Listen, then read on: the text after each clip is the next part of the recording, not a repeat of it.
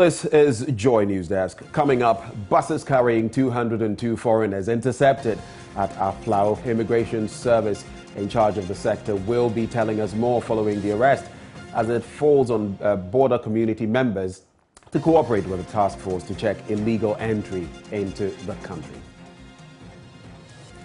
We'll also take you to Boku to gauge the atmosphere after days of being indoors as a result of the latest curfew imposed there because of sporadic gunshots last week. How have residents been faring? We have the latest. And what next after the contest? We get close to Keta SHS contestant of the 2020 National Science and Math quiz, the Jolalians, blazing the trail for the Volta region after 8 good years. We'll bring you details of that. We also have business and sports all in this hour. My name is Benjamin Akako. Stay with us. Hello, my name is Evans Mensah, and you can relive all the fun and excitement on Top Story, Newsnight, and of course, Ghana Connect via podcast. All you need to do is to log on to myjoyonline/podcast. Search for your favorite show and relive the moment. Joy 99.7 FM, your radio for discerning listeners. On now to our very first story, and buses carrying 202 foreigners have been intercepted by the Aflao Immigration Service upon a tip-off. The foreigners, made up of women with children as well as some elderly persons, are believed to have been hailing from Niger. Aflao Sector Commander of the Immigration Service Assistant Commissioner Frederick Ba Dodu is urging the border community members to support the task force and volunteer information in order to help clear all the illegal activities, especially those entering the country illegally. He joins us now on the phone with more. Thank you very much for joining us right here. So we'd like to find out from you, thus far, what is the latest on this particular situation as you urge those in the border community to support your cause? Yeah, good morning, my brother, and I'm happy to have me on the line. Yes, I spoke with your team yesterday. The migrants have been sent back to Lomé. That was their last point of embarkation to Ghana. So that's the situation now. Right, and to prevent further infiltration, we've had quite a number of those on the list that you mentioned from neighboring countries, Nigeria, Togo, Benin, among others. What are the moves to prevent future infiltration of same into our country? Yes, let me use your medium to thank and then congratulate the patrol teams that we have put in place now. Apart from the static operation that we are doing by the combined team of security services, immigration, customs, police, and the Ghana Armed Forces, we put together another 3 strong teams. One team from the Defense Intelligence of the Ghana Armed Forces, then another team from the National Intelligence Bureau to have another that's the operation team, and then the immigration. Also, we have another team.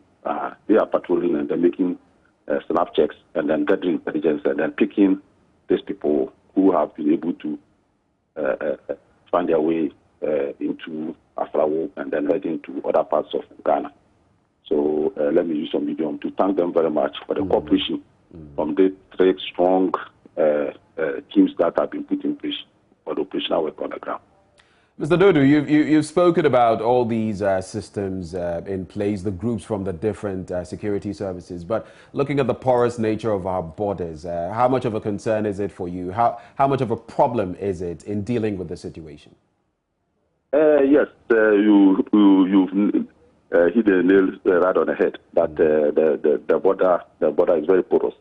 That is true, yes. If you've not been there before, you might not appreciate the challenge. But like I mentioned to you, we can cover the whole area looking at the stretch.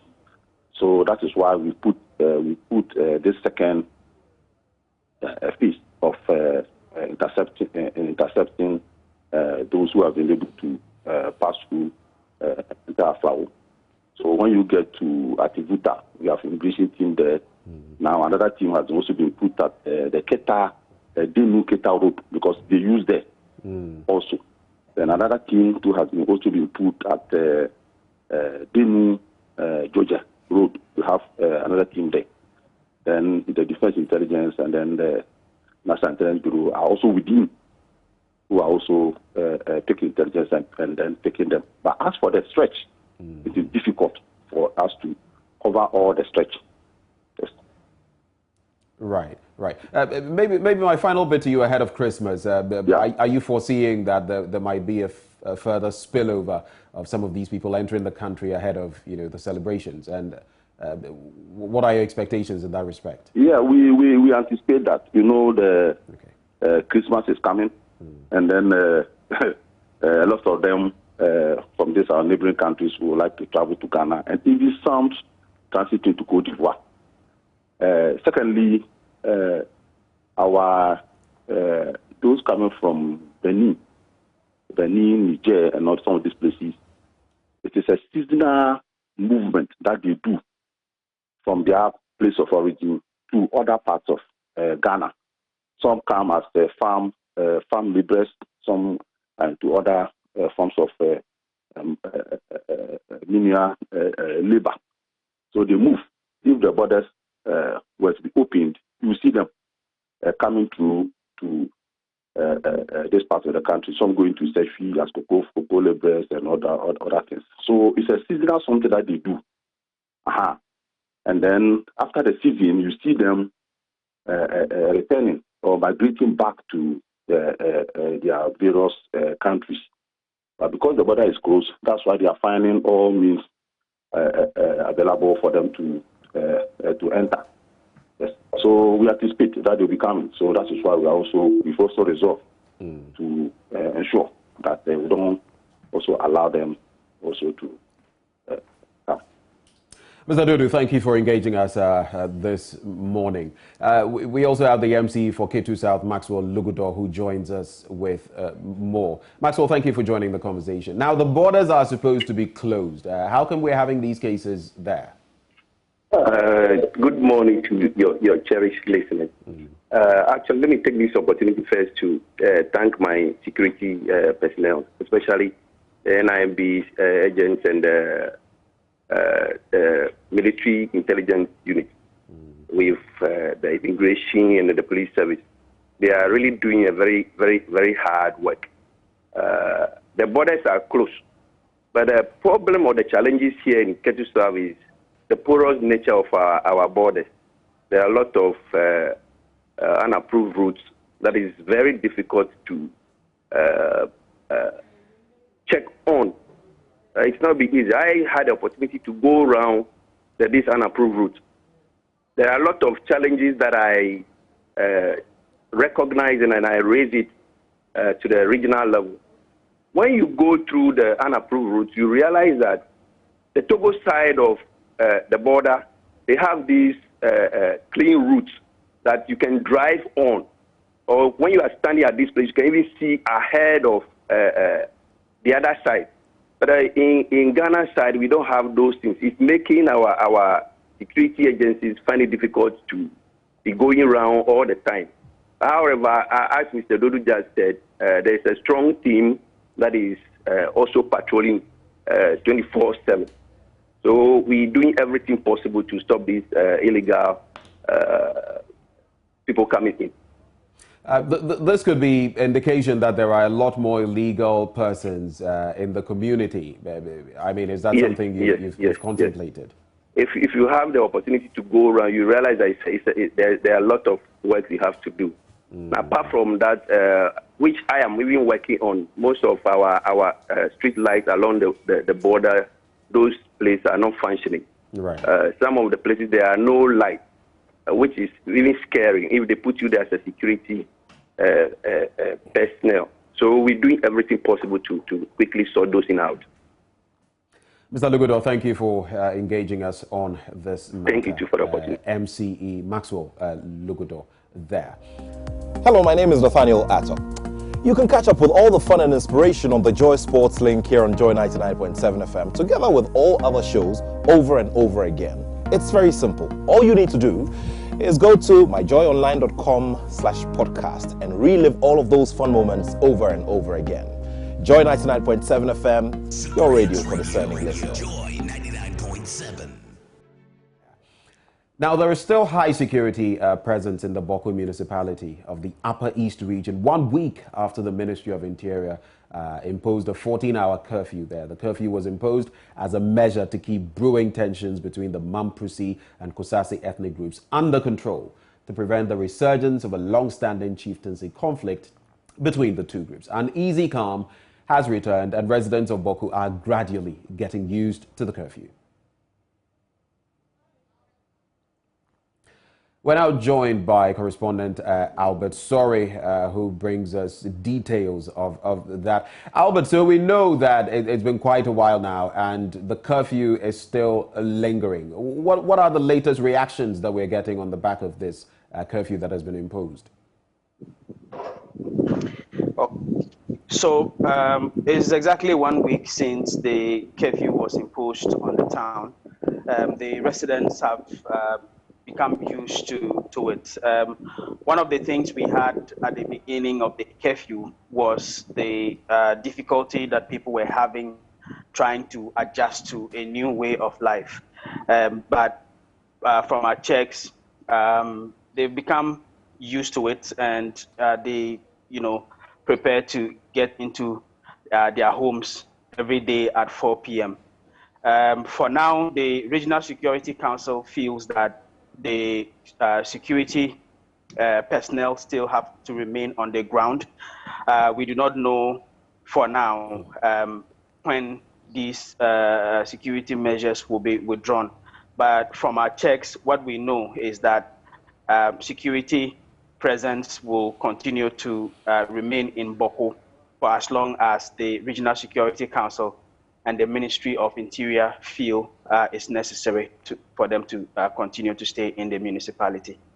So, Albert, you speak about how necessary it is, but how have the people themselves been reacting to, their rights, their freedoms being curbed? Of course, the state has the right to do this, but how have the people been reacting? Yes, so on Monday when the curfew started, one of the reports we're getting from residents was the fact that they needed to now make adjustments. So if you are working in the health sector, for instance, and you are working in a shift, you have to get to work at hello? Albert, please go ahead. Go ahead, Albert. Okay, so I was saying that for instance, those people who work in the health sector needed to make adjustments to be able to meet their shift. So if you were working in the afternoon shift and you were supposed to close in the evening, for the people working in the evening shift to take over, then those working in the evening shift have to get to work before 4 p.m. And then you will have to close before 4 p.m. in order to be able to get indoors before the curfew time. But as time went on, the people adjusted. The municipal chief executive for Boko told us that these are the difficulties that residents will have to face in order for the Municipal Security Council to be able to maintain the peace in the area. So as we speak, the people have managed to adjust, and the complaints that we were seeing at the beginning of the curfew have reduced. Giving us the latest as far as that development is concerned. We're grateful you joined us. Let's take you now to that program on legal education in Ghana. Of course, we're bringing you the live feed right here on Joy News Desk. Managed endowment fund to provide the resources for sterling legal education cannot be overstated. It is my fervent hope that you will all contribute generously to the fund. Once again, I welcome everyone here, especially our friends from law faculties in Burkina Faso, La Côte d'Ivoire, Liberia, Nigeria, the Gambia, and Sierra Leone, who have joined us here in person and the deans of law and law lecturers from across the globe who have joined us virtually. Welcome, bienvenue à tous. I pray that we have a fruitful and productive conference. Thank you for coming, and may God bless us all. Thank you. We say thank you to you, the first female Vice-Chancellor of the University of Ghana, Professor Nana Aba Appiah-Ampho. This certainly is not going to be a talk show because of the foundation of our Vice-Chancellor from Holy Child School, which says facta non verba, action and not words. This morning we proceed by acknowledging a great partner in this quest, the GIZ, the implementing agency of the German Federal Ministry for Economic Cooperation and Development, BMZ, which operates services in the fields of international cooperation for sustainable development and international education work, while remaining dedicated to shaping a future worth thriving or worth living around the world. With a presence in Ghana since 1983, they've done a groundswell of work, and for the next few minutes, I ask that you lend your attention to the screen as we show you a little video. That feed, but of course it's that entire program on legal education in Ghana taking place at the University of Ghana. We return with more.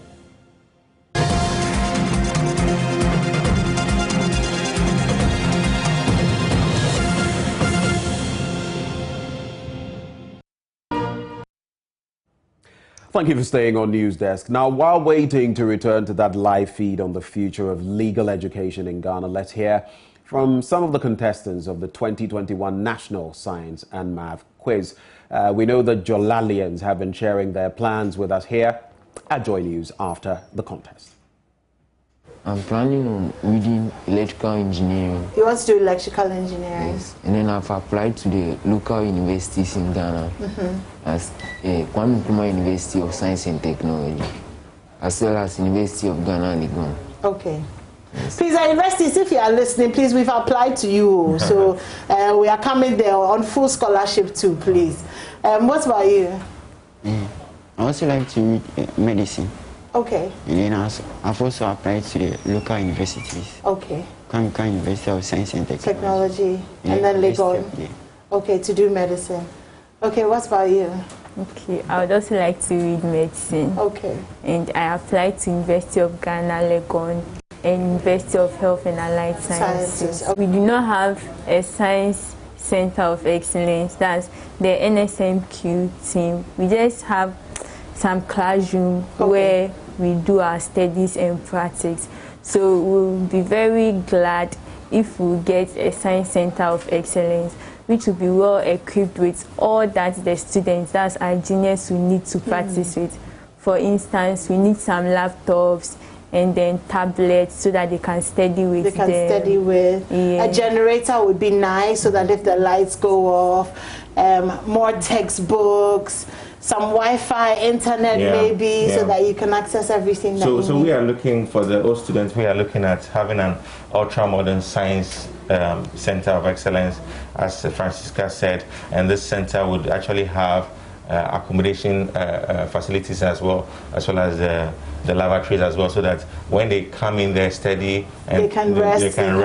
You'd find out that while they study in the classroom, when it's time to rest, they go to that huge dormitory to sleep alone while their colleagues are on vacation. So when we have this setup mainly fitted with all these facilities, it will be easier. And then you also notice that another logistical constraint we have as a school is the facility to move them, the vehicle to move them, doing the regional tours, doing the inter-school competitions. So we need a bus too. We need a bus as well. Okay. Then for a school as well, when we rather host other schools for competitions like this, where to have that facility becomes a challenge. Okay. So we are looking forward to the general public, corporate Ghana, benevolent people to come to our aid. We need an ultra-modern assembly hall that can accommodate many of these activities that we undertake in the school. And with all these things in place, we should be able to bring the trophy to the Volta region and SMQ. Yeah. It took a lot of effort for the school in preparing towards this competition. There's actually an NSMQ governing board in the school that is chaired by some old students who are actually being participants for the contest before. So you have the likes of Dr. Benjamin Boafo, Dr. Emmanuel Agbematu at the police hospital, who have actually spent some time. So this is something we have been doing behind the scenes in preparing, because you notice that year in, year out, we come out close to getting to the finals, then we are knocked down at the semi-final. So last year, a similar thing happened, and we're poised, we are determined that this year we're going to go far than just coming to the semi. So we went back to the drawing board quickly after the last competition and started working and mapping strategies towards that. So it's not surprising that we've come this far, and by far being the first school in the Volta region having come to the final stages of the NSMQ.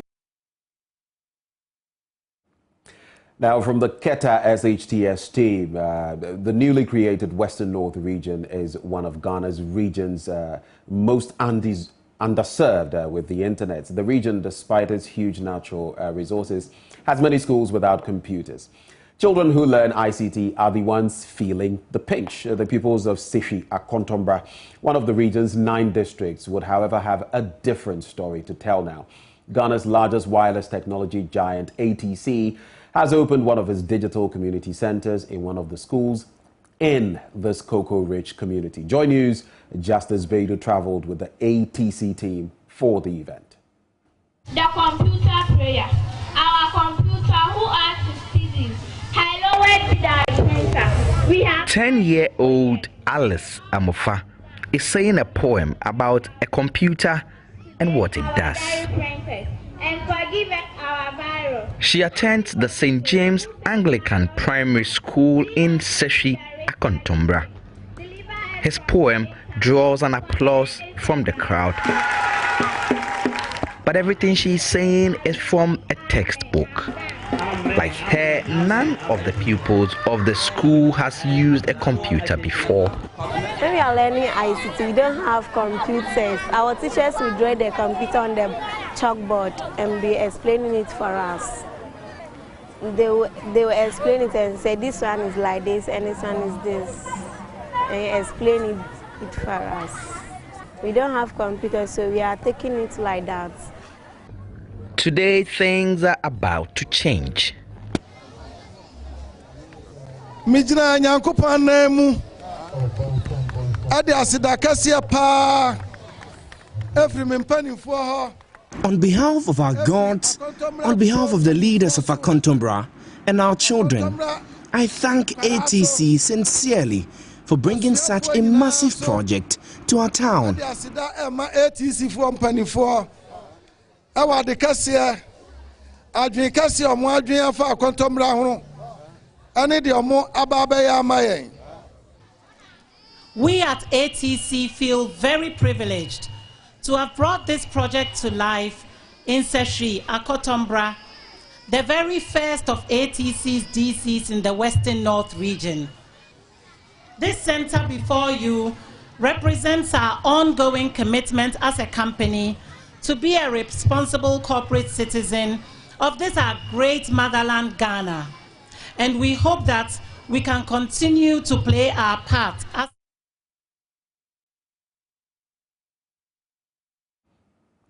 Let's now take you to that live feed at the University of Ghana, where that program on legal education is ongoing.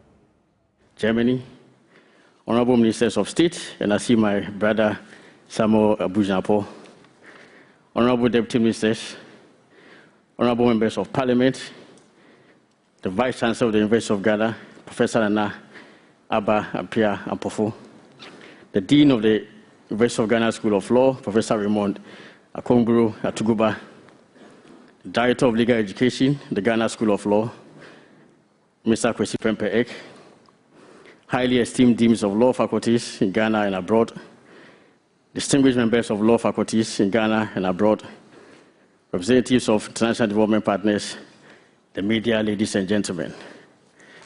It is an honor to be here this morning and to speak on a truly remarkable theme chosen for this all-important program, the future of legal education in Africa. The discussion on the future of legal education is crucial to the sustenance of our nation, as throughout history, law has been responsible for shaping the development path of our nation. From the days of colonial domination to the promulgation of the Constitution in 1992, law has been deployed to direct the socio-economic and political course of our land. Thus, the convention executed on 6 March 1844, simply referred to as the Bond of 1844, by which the relations between the people of Southern Ghana and the British were formalized, was a legal instrument. The infamous Partition of Africa was undertaken by the execution of a legal instrument described as a General Act by 14 European imperialists who gathered in Berlin from 1884 to February 1885. Indeed, the independence of Ghana was written in law through the passage of the Ghana Independence Act, which received royal assent on 7 February 1957. Law continued to shape the policies and visions of successive governments, dreams and aspirations of the people since independence. Every new administration has been ushered in by law. Even military regimes that abrogate the Constitution have been quick to put in place sets of military decrees to legitimize their reigns, as well as to formally abrogate the old constitutions. The political architecture of the current Republic of Ghana is a creation of the law. Ghana is built on a legal instrument, the Constitution, approved by a national referendum in April 1992. Did I say that the importance of a profession is assessed by its contribution to social progress and advancement? There is thus no doubt that law is a very powerful profession on which the safety, development, and prosperity of the nation rest. In this regard, it is irrefutable that the quality of a country's legal education determines the quality of the legal profession.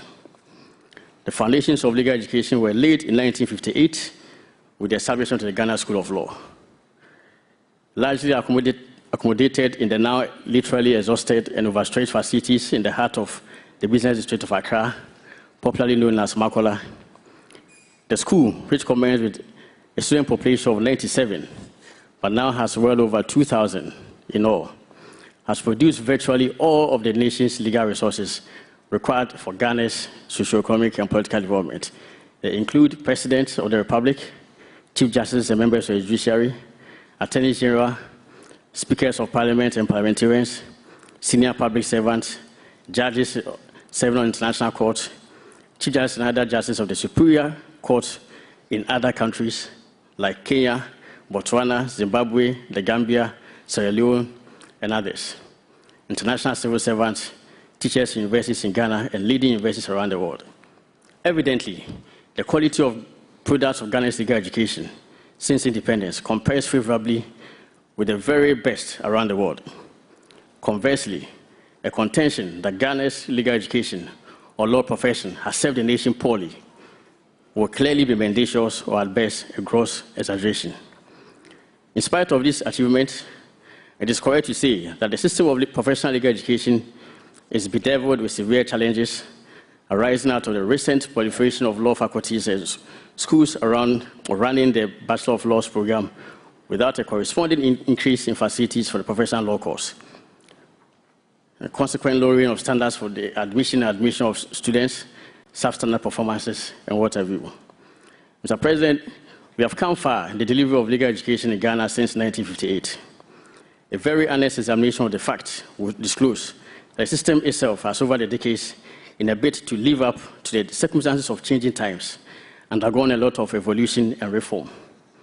It has not been static, as some may want the world to believe, even though I hasten to add that the reform and evolution experienced by the system over the years has not been sufficient, for the simple reason that there has not been the necessary legislative backing. Indeed, up to the 2006-2007 academic year, only products of the University of Ghana were accepted into the Ghana School of Law. The law faculty of the University of Ghana was the only one accredited to conduct a Bachelor of Laws program leading to admission into the professional law course. In accordance with the entry requirements of the university, excellent performance at the General Certificate of Education, GCE, advanced level, and a pass at an entrance examination were required. The entrance examination requirement was dispensed with at a point in time, but the requirement for exceptional academic performance at the GCE A-level remained a sine qua non. Most of the students were fresh from secondary school, with only a small number above the age of 28 admitted as mature students. Consequent to admission, on the basis of their first-year university examinations, some students offered law were eliminated from the law faculty, and they ended up pursuing other arts or social science courses in the humanities. As only 60 were eventually admitted to pursue a degree in law going to the second year. Of the 60, the first 40, in order of merit, were selected to pursue the Bachelor of Laws program, LLB. And I'm happy to say that at least I was one of them.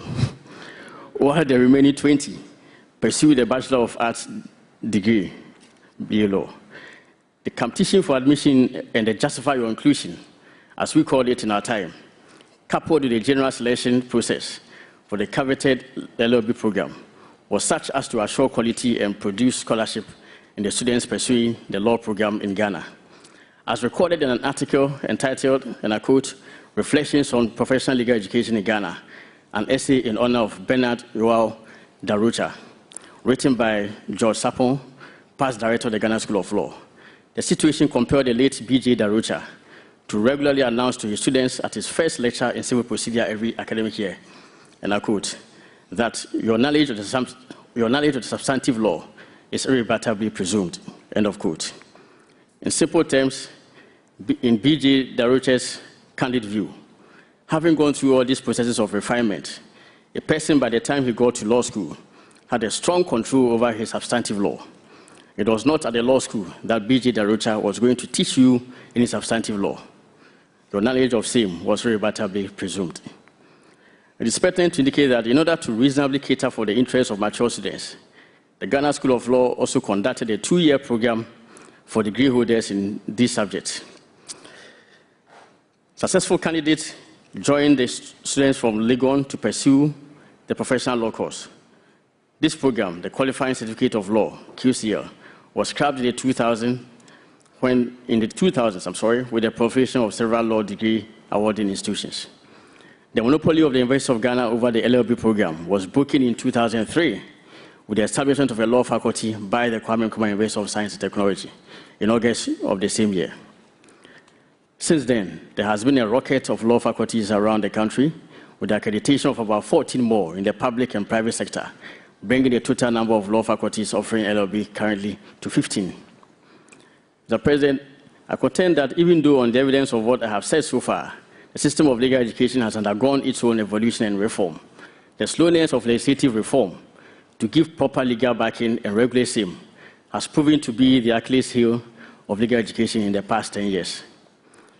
So, whereas the LLB awarding faculties were accredited and regulated or supervised through the mechanisms in place to regulate academic faculties of the universities, the professional law course was by law operated and regulated by the General Legal Council.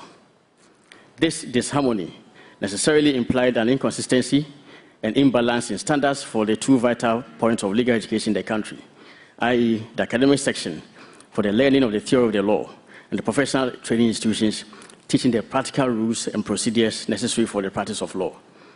The absence of effective supervision over the LLB awarding faculties, unfortunately, contributed in large measure to the prevalence of unsatisfactory conditions, militating against not only a sound academic environment, but also the production of students who were ill-prepared for admission to the Ghana School of Law. The report of a committee set up by the General Legal Council to assess faculties in the law faculties in 2019, the report of a committee set up by the General Legal Council to assess facilities at the law faculties in 2019 revealed very unhealthy conditions, including but not limited to the probably low lecturer-student ratio, absence of or poor library facilities, the setting of low entry requirements, hugely overcrowded lecture halls, students combining professional careers with attendance at lectures, and poor quality of teaching. Mr. President, the net effect of these problems was a generally low pass rate of applicants for admission to a professional law course. It was reported that one law faculty or school, in order to meet students' requirement for admission to the Ghana School of Law, in a record 3 weeks, organized a whole course in environmental law for its graduating class. Predictably, all the students passed. Surely, such LLB graduates will not meet B.J. Daroche's irrebuttable presumption of knowledge of the substantive law. If we have to be brutally honest, and I dare say we must be so brutally honest at this conference, to examine the future of legal education, the huge numbers churned by the various law faculties in turn has been responsible for the unrelenting demands in the past 10 to 12 years for a liberalization of access to professional law course. In simple terms, the faculties had produced LLB graduates under conditions determined by them, and therefore they demanded admission to the Ghana School of Law for their students. I hold a fervent view that with the swell in the number of LLB holders, it has become imperative for us to rethink the delivery of legal education in Ghana. Indeed, the time has come for a proper scrutiny of the mechanisms for broadening access to legal education, whilst safeguarding the integrity and quality of the profession. Any genuine attempt at the reform of professional legal education must first address the organization, scope, and content of the programs in the various law faculties or law schools. Mr. President, the destiny of the nation is at stake. A lot of honesty, good faith, and dispassionate introspection is required for this conference to achieve what I term the twin objective of broadening access to legal education whilst preserving the integrity and quality of the profession. I place emphasis on good faith because in recent times, the discussions bordering on the theme chosen for this conference has been characterized by a lot of politicking and petty point scoring for parochial ends. Well, from the University of Ghana, let's take you live once more to Parliament, where that committee tasked to get into the different views on the LGBTQ bill has started sitting again. Canvassed, then you can make reference to it and then move to a point that has not been canvassed, so that we can use the opportunity as much as possible to listen to everybody that has presented a memo before us. On this note, I thank Chairman for giving me the opportunity.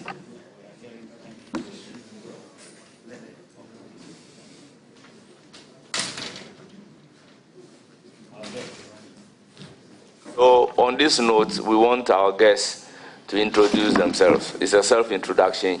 When they get to you, you mention your name, the group that you represent, and then we can start with the first group.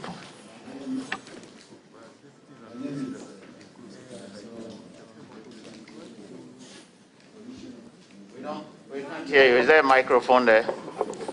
My name is Mr. representing the Commission of Muslim Organization.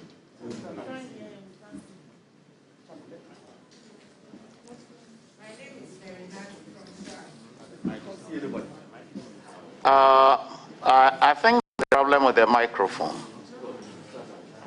So if you wouldn't mind, I think if you are up, we can hear you better. So if you may, with the greater respect, even come forward to the microphone that is on, and then you can actually speak to the microphone. So shall we start again from our guest, please?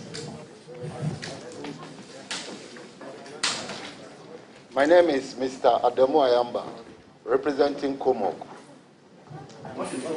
Coalition of Muslim Organizations.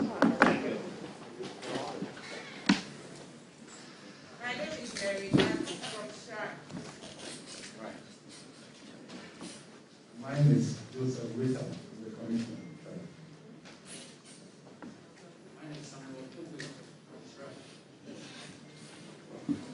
My name is Moses Foreman for the National Coalition for Human Sexual Rights in Canada.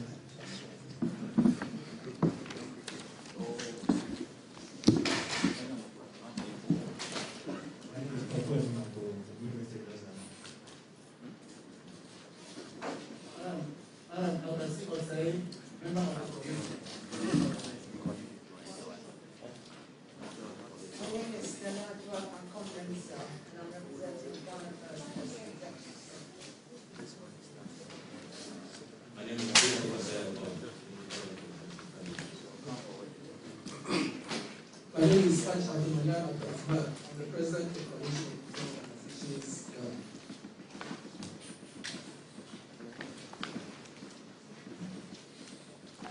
Okay, thank you.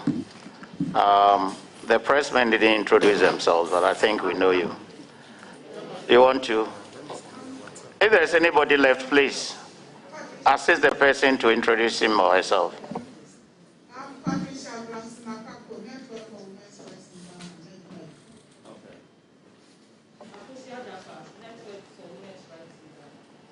Thank you.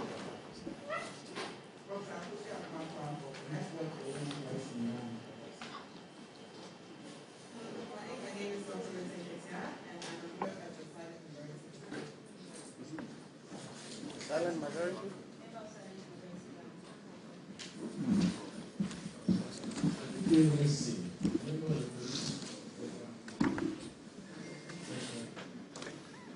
Give you service.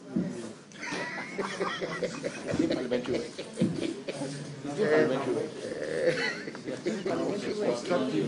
Grading service of a legal process of this person. Madam, I didn't hear a thing. I saw you stand, but I didn't hear anything.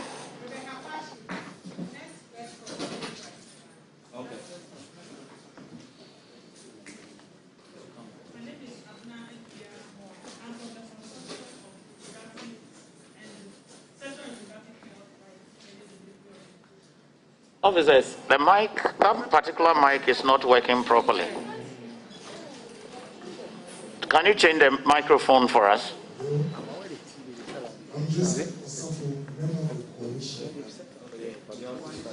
Which of the coalitions? With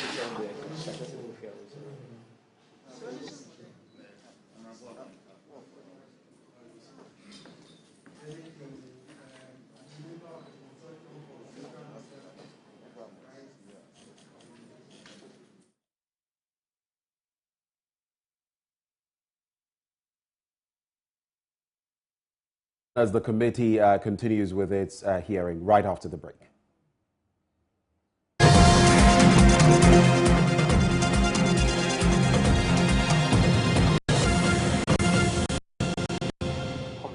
Thank you.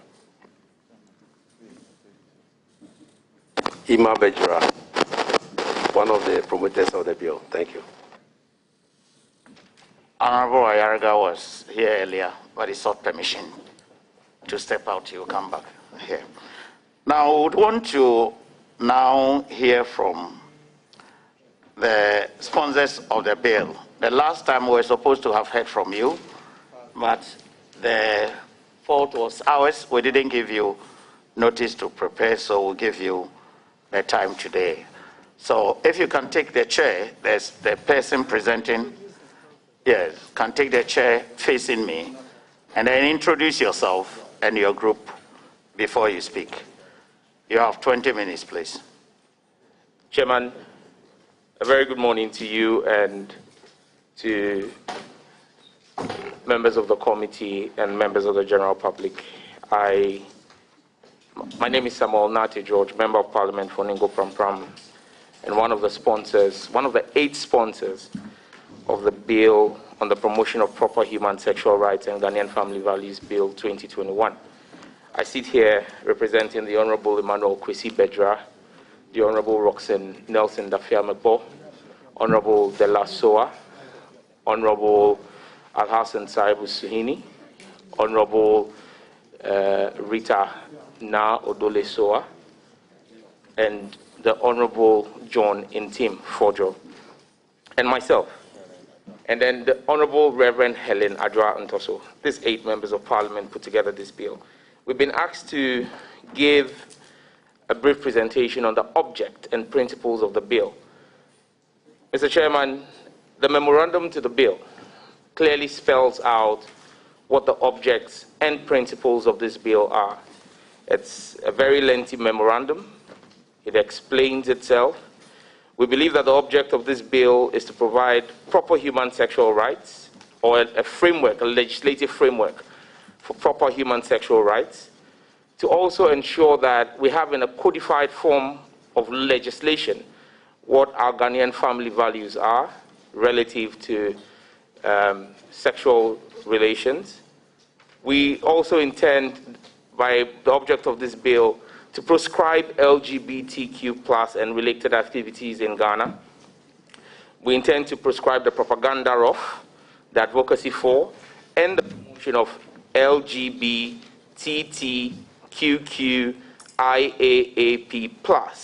and related activities.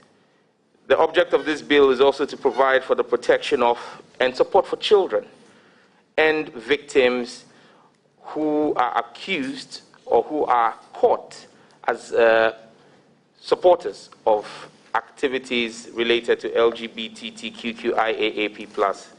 The background to this bill is that in the last week of January this year, the media was awash, specifically on the 31st of January, awash with a lot of reportage on the opening of an advocacy office in Ghana for LGBTQIAAP+ activities. It was called an Advocacy Resource Center. There was public outrage and outcry, and on the 5th of March this year, the Right Honourable Speaker of Parliament admitted a statement that was made in the name of the 8 members previously mentioned, where we stated our abhorrence for the opening of that office. We asked for the sanctioning of members of the diplomatic corps who were present at that function in contravention of Article 41 of the Vienna Convention on Diplomatic Relations. And we asked for the immediate shut or close down of that office. It is, to the best of our understanding, that the Ministry of Foreign Affairs did engage post our statement, and we also saw national security step in to close down the resource center. The principles behind this bill are quite simple. We believe that LGBTQIAAP+ activities threaten the concept of family and the associated value system central to the social structure of all ethnic groups in Ghana. We also believe that Ghana is part of the globalization that's happening, and we're not an island. However, globalization is meant to strengthen the values of the state and not to erode the values and identity of a state. And we cannot allow globalization or presumed globalization to compromise the cultural and moral values therein in our country. The state's right to self-determination is one that is preemptory. It's a preemptory rule in international customary law, and that states reserve the right to make laws which protect their values and identity, insofar as they do not infringe on fundamental human rights. That's one thing we, as sponsors of this bill, recognize. The Constitution of Ghana, which is the supreme law of this country, spells out fundamental freedoms, starting from Articles 12 of the Constitution, Articles 17, and Articles 21. And we have had quite the pushback. However, these rights, we must state, are not absolute. These rights can be enjoyed within certain boundaries. In fact, no rights in the 1992 Constitution are absolute. Not even the right to life is absolute. There are bases in our 1992 Constitution for the curtailment of the enjoyment of every right that is established there. Those who cite Article 12.1 need to avert their mind to 12.2, and I read, Chairman, with your permission. Every person in Ghana, whether his race, place, or origin, political opinion, color, religion, creed, or gender, shall be entitled to the fundamental human rights and freedoms of the individual contained in this chapter, but subject to respect for the rights and freedoms of others and for the public interest. So those fundamental human rights are only enjoyable within the framework of a respect for the rights of others and for the public interest. Our position as sponsors of this bill is that sexual orientation is not a fundamental human right.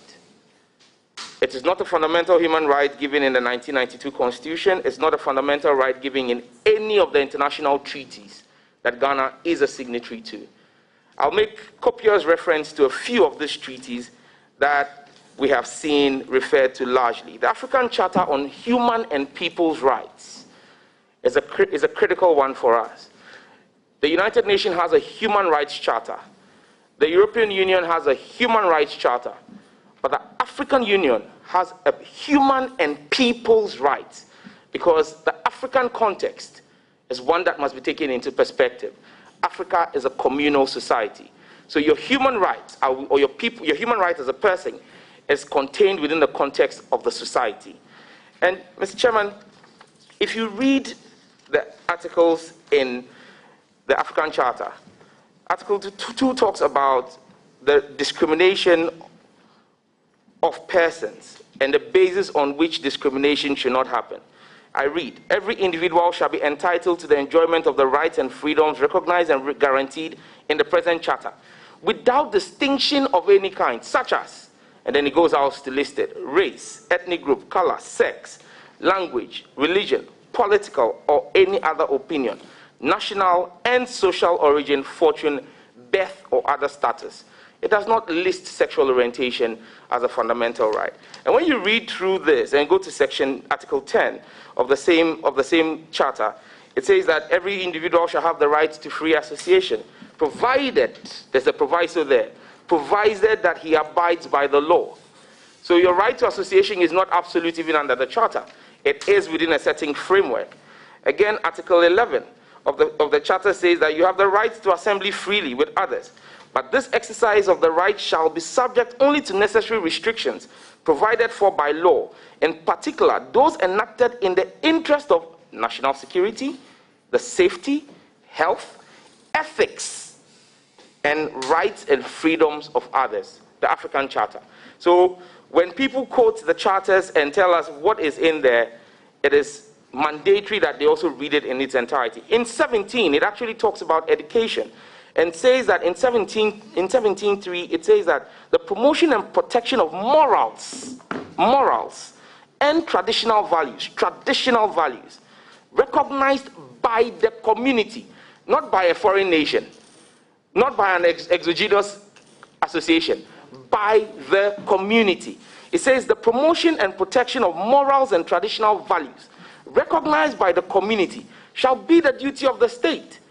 So it is enjoined, it's imperative on the state to ensure that the morals, traditional values of Ghana are protected. And we have thrown an open challenge for anyone to show us one traditional area in Ghana whose traditions, ethics, and values or community supports homosexuality as a way of life.